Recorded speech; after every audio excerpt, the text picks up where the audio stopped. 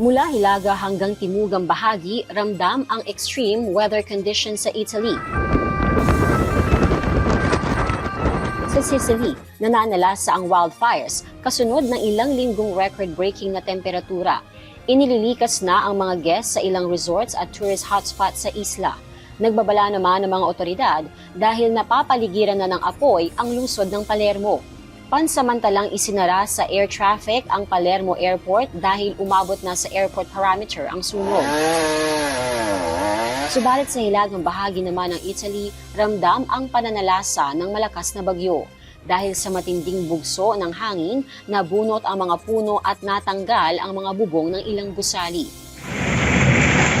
Sa ibang lugar, nagtamo ng sugat sa katawan ang ilang residente dahil sa pagtama ng hailstones na kasing laki ng tennis ball.